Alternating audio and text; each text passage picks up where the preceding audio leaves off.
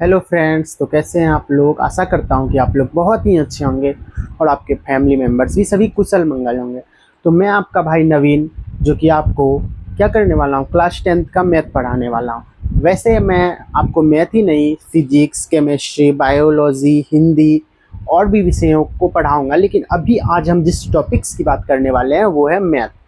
तो मैथ का आज हम सिलेबस डिस्कशन करने वाले हैं। सिलेबस डिस्कशन का मतलब क्या कि पाठ्यक्रम पर जो है, हमारे पाठ्यक्रम में बहुत सारे विषय हैं, तो उसी पाठ्यक्रम के एक विषय को हम उठाएं जिसका नाम है गणित, जिसको हम अंग्रेजी में कहते हैं मैथ। तो उसी पाठ्यक्रम के एक विषय को उठाएं और उस पर आज हम चर्चा करने वाले थे। बोले साहब इसकी क्या ज़रूरत है, हम तो वैसे भी कर सकते हैं, क्या ज़रूरी है इसका सिलेबस डिस्कशन, सीधा एक्सरसाइज स्टार्ट करते।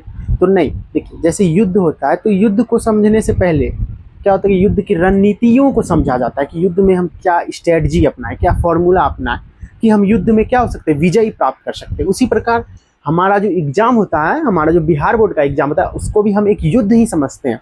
और ये युद्ध का क्या होता है, एक अंग है, मान के चलते हैं।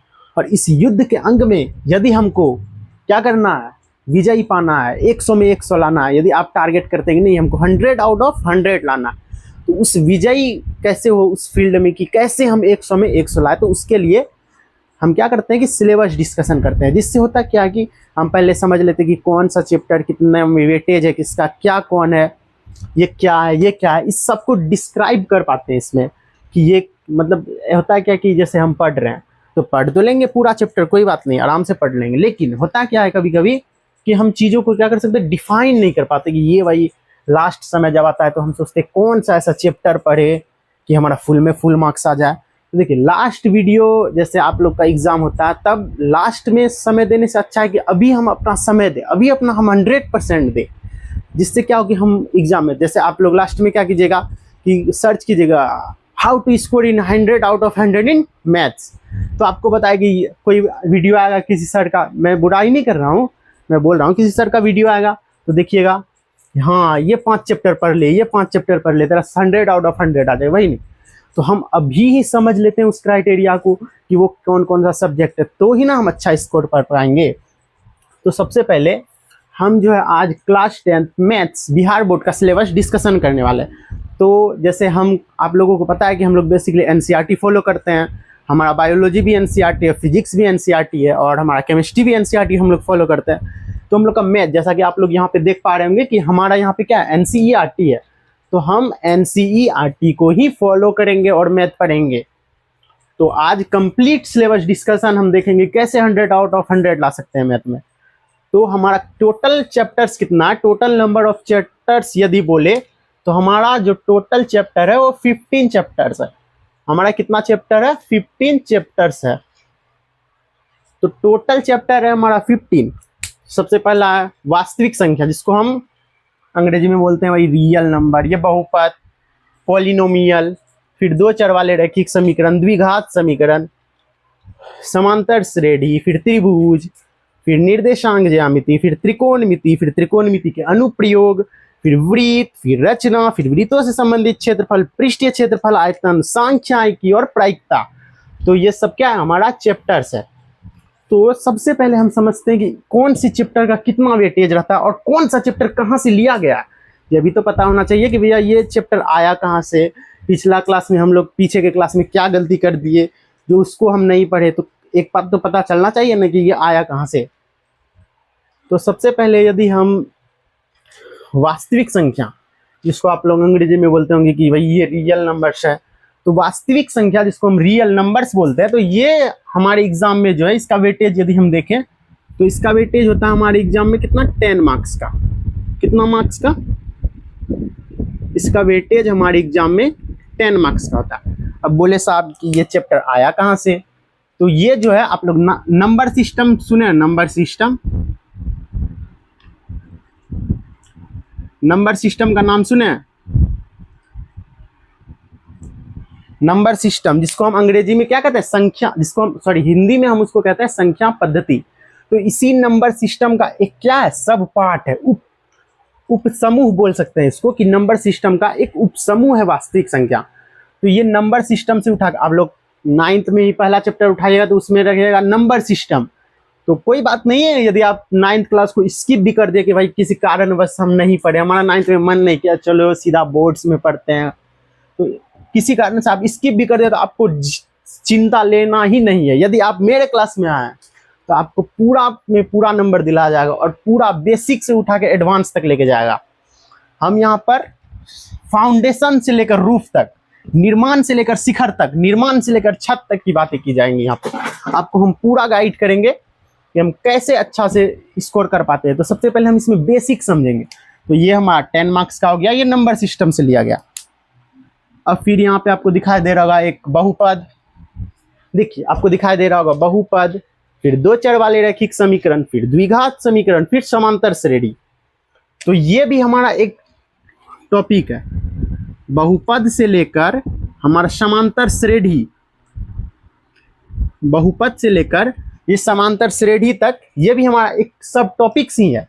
तो ये हमारे इसका एग्जाम में यदि आप वेटेज देखिएगा तो इसका वेटेज रहता है कितना, 20 मार्क्स का। कितना वेटेज रहता है इसका एग्जाम में, 20 मार्क्स का। तो बहुपद हो गया, दो चर वाले रैखिक समीकरण हो गया, द्विघात समीकरण हो गया, समांतर श्रेणी हो गया। इसका जो वेटेज होता है हमारे एग्जाम में वो 20 मार्क्स का होता है। तो ये किससे लिया गया, तो आप लोग पढ़े होंगे अलजेब्रा। बेसिकली अलजेब्रा जो हमारे 5 क्लास से ही शुरू हो जाता, तो उसी अलजेब्रा का पार्ट है ये हमारा कौन, बहुपद, दो चर वाले रैखिक समीकरण, द्विघात समीकरण और समांतर श्रेणी। ये हमारा किसका पार्ट है, अलजेब्रा। अच्छा, हिंदी भी लिख देते हैं अलजेब्रा, बहुत बच्चे समझ, बहुत बच्चे अगर नहीं जानते होंगे हिंदी तो जान लीजिए। अलजेब्रा का मतलब होता है बीज गणित। नंबर सिस्टम तो समझ ही गए, नंबर मतलब संख्या, सिस्टम मतलब पद्धति, मतलब संख्या पद्धति। अब यहाँ पे देखिए आपका एक टॉपिक है त्रिभुज और एक वृत्त और एक रचना। क्या क्या है, एक त्रिभुज है, एक वृत्त है, एक रचना। तो ये आपका हो गया त्रिभुज से लेकर ये वृत्त और ये रचना। त्रिभुज से लेकर त्रिभुज और वृत्त और रचना, ये हमारे एग्जाम में टोटल 20 मार्क्स का आता है। कितना मार्क्स का, 20 मार्क्स का। बोले साहब कितना मार्क्स का आता है इसका एग्जाम में वेटेज, 20 मार्क्स का आता है। तो अब बोले साहब इसको किससे उठाया गया, तो आप जियोमेट्री पढ़े होंगे क्लास 8 में, क्लास 9th में भी आपका जियोमेट्री है। तो इसी जियोमेट्री का पार्ट है, किसका पार्ट है, जियोमेट्री। जियोमेट्री जिसको हम हिंदी में क्या कहते हैं, ज्यामिति कहते हैं।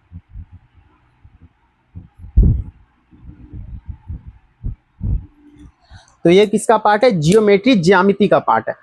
तो फिर आप एक वृत्तों से संबंधित क्षेत्रफल आपका देखिए, और यहाँ पे निर्देशांक ज्यामिति छूट गया। तो निर्देशांक ज्यामिति भी आपका एग्जाम में आता है कितना, 10 मार्क्स का। कितना मार्क्स का, 10 मार्क्स का। निर्देशांक ज्यामिति कितने मार्क्स का आता है आपका, 10 मार्क्स का। निर्देशांक ज्यामिति आपका हो गया 10 मार्क्स। अब यहाँ पे आपको एक टॉपिक दिखाई दे रहा है, वृत्तों से संबंधित क्षेत्रफल, पृष्ठीय क्षेत्रफल और आयतन। पृष्ठीय क्षेत्रफल और आयतन, इसका भी वेटेज हमारे एग्जाम में रहता है कितना, इसका वेटेज भी हमारे एग्जाम में 10 मार्क्स का होता है। इसका वेटेज हमारे एग्जाम में 10 मार्क्स का। अच्छा बोले साहब ये किससे लिया गया, ये किसका सब टॉपिक से, ये किसका भाग है। जैसे हम बोलते हैं ना कि हम अपने माता पिता से आए हैं, वो हमारे जो है मूल हैं, वो हमारे जड़ हैं, हम उनका सब उप समूह हैं, हम उनका जो है एक भाग है। उसी प्रकार ये किसका भाग है, ये आप लोग क्षेत्रमिति पढ़े होंगे, क्षेत्रफल क्लास 9 से ही पढ़ते आ रहे होंगे, वो क्षेत्रफल का ही भाग है ये क्षेत्रफल। क्षेत्रमिति जिसको कहते हैं, अंग्रेजी में इसको मेंसुरेशन कहते हैं, क्षेत्रमिति। अब आ गया दो टॉपिक्स, एक संख्याएं की, एक प्रायिकता, बोले तो स्टैटिक्स और एक प्रोबेबिलिटी। एक स्टैटिक्स और एक प्रोबेबिलिटी। प्रोबेबिलिटी यदि आप देखिए, ये हो गया स्टैटिक्स, ये हो गया प्रोबेबिलिटी। तो अब बोले साहब ये किससे आया है तो सांख्यिकी हो गया और प्रायिकता हो गया, ये अपने आप में एक सेपरेट चैप्टर है। ये अपने आप में सांख्यिकी का एक अलग ब्रांच है, प्रायिकता का एक अलग ब्रांच है। जब हम जैसे अभी हम ग्रेजुएशन करने वाले हैं, तो हमको यहाँ पे जो है तो सांख्यिकी का एक अलग हमको पार्ट पढ़ाया जाएगा। एक प्रायिकता जो होता है जिसको प्रोबेबिलिटी बोलते हैं, उसका एक अलग ब्रांच है। तो ये दोनों खुद में ही एक सेपरेट चैप्टर्स हैं। तो इसका तो देखिए ये और ये सांख्यिकी और प्रायिकता मिला के हमारे एग्जाम में 10 मार्क्स का क्वेश्चन आता है। बोले कितने मार्क्स का क्वेश्चन आता है? 10 मार्क्स का। तो कितना मार्क्स हो गया? 10 और 20, 20 10 30, 10 40, 20 60, 60 10 70, 10 80, 20 नंबर कहाँ छूट गया? ये हो गया 10 मार्क्स का, ये 20 मार्क्स का। ओ त्रिकोणमिति छूट गया था। त्रिकोणमिति हमारा जो है 20 मार्क्स का पूछा जाता है। कौन कौन? त्रिकोणमिति, त्रिकोणमिति और त्रिकोणमिति के अनुप्रयोग, ये दोनों मिला के त्रिकोणमिति और त्रिकोणमिति के अनुप्रयोग। अब अनुप्रयोग, अच्छा एक बात हम बता देते हैं, अनुप्रयोग का मतलब क्या होता है कि जैसे त्रिकोणमिति अब हम पढ़ लिए, अब हमको पता ही नहीं कि भैया त्रिकोणमिति का क्या काम है, हम इसको लाइफ में क्या यूज करें। जैसे त्रिकोणमिति हम लोग पढ़ लेते हैं। अब देखिए कोई भी मैथ है, ऐसा नहीं कि हम मैथ बेकार पढ़ ले, ये मैथ है, ये मैथ है, ये है, सबका एक अपना जीवन में एक अलग रोल है सबका। हमारा जो है जैसे आप हमारा मतलब कहने का मतलब कि सब चीज़ों का काम पड़ता है हमारे जो है। ऐसा आप लोग रील देखते होंगे बहुत, मैथ पढ़ के क्या होगा, मैथ ये पढ़ लिए हम, ये पढ़ लिए, इससे पढ़ के क्या होगा। नहीं, इसका भी काम होता है।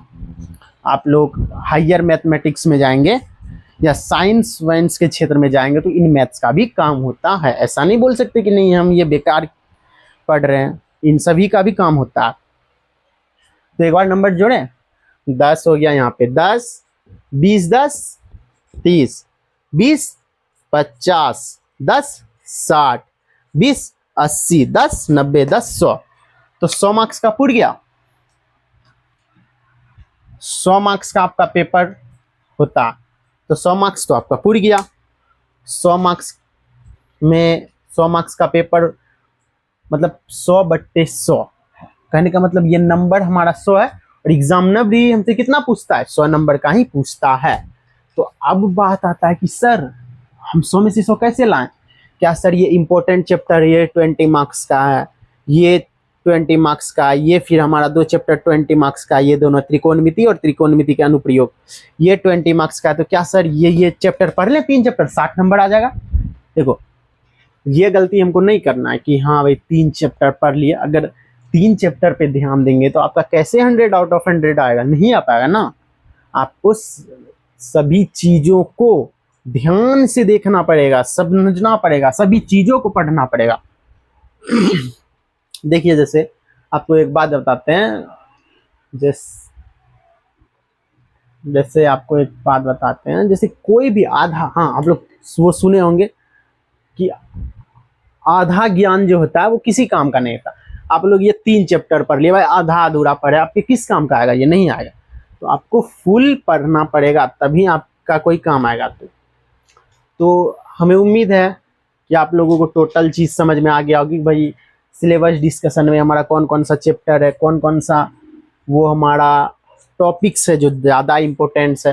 वैसे इम्पोर्टेंट तो सब है लेकिन वेटेज इसका थोड़ा ज़्यादा। अभी ये ऐसा आप लोग मत समझ लीजिएगा कि ये अब 20 मार्क्स लिख दिए हैं तो 20 मार्क्स ही आएगा। कभी 18 भी आ सकता, कभी ये 22 भी हो सकता और कभी 15। मतलब ये फिक्स नहीं है, एक एवरेज है। ये सब जो आप देख रहे हैं एक एवरेज। हाँ लेकिन ये जो है हम आपका जो बीबीडी होता है 2-3 साल पुराना, उस बीबीडी से हम खोज के एक एवरेज निकाले तब आपके सामने यहाँ खंगाल के धरे हैं। ऐसे नहीं कि आप सर यहाँ से लिख दिए 20 मार्क्स 20 मार्क्स, ऐसे नहीं। आप पूरा हम खंगाले हैं तब आपके लिए ये बना। तो आशा करता हूँ कि आप लोग को पूरी बातें समझ में आई होंगी। और आप ये जो चीज़ें देख रहे हैं अब ये आप लोग अपने दिमाग में फिट कर लेना है कि ये इतने मार्क्स का पूछा जाता है, ये इम्पोर्टेंट है। इन सब चैप्टर को हम अब नेक्स्ट क्लास में वास्तविक संख्या लेकर आएंगे और उसमें हम देखेंगे पूरा बेसिक से। मतलब ऐसा नहीं कि बहुत बार आप लोग देखेंगे कि सीधा स्टार्ट कर देता है यूक्लिड विभाजन एल्गोरिथम a = bq + r, वैसा नहीं। हम ये समझेंगे कि वास्तविक संख्या आखिर आया कहाँ से, ये किसका पार्ट है, फिर इससे क्या क्या बना, ऐसे पढ़ेंगे, ऐसा नहीं कि बस बीच से उठाएं, पूरा जड़ से उठाएंगे। हम आपको क्या बोले कि यहाँ पर तैयारी किस प्रकार से, फाउंडेशन टू रूफ, मतलब अर्श से लेकर फर्श पर चढ़ा जाएगा। जैसे आप लोग जमीन ही बनाते हैं तो कहते हैं ना कि वहाँ भाई आप जो है कंक्रीट का सीमेंट ले लीजिए, आप जो एसीसी का सीमेंट ले लीजिए, आप बांगुर का सीमेंट ले लीजिए। ये उसमें लिखा रहता है, आप लोग सीमेंट का बोरी में देखिएगा, उसमें लिखा रहता है फाउंडेशन टू रूफ। क्यों? क्योंकि वो एक हेवी सीमेंट है। वैसे अगर हम हेवी बन जाएंगे, अभी से हम अपना बेस स्ट्रांग बना लेंगे इन सभी चीज़ों में, तो हम कहेंगे ना भैया कि आप हमसे ऐसे बुक देंगे सर को, लीजिए आप जौन सा क्वेश्चन पूछना उससे उठा के हमसे पूछ लीजिए, हम तैयार हैं। तो इस प्रकार का कॉन्फिडेंस लाने के लिए आपको पूरा बेसिक्स समझना पड़ेगा। ठीक है, तो मिलते हैं नेक्स्ट वीडियो में, तब तक के लिए बाय बाय। और आप लोग को जितना बताएं उसको दिमाग में रखना और नेक्स्ट वीडियो के लिए तैयार रहना। नेक्स्ट वीडियो में हम क्या पढ़ने वाले हैं? वास्तविक संख्या।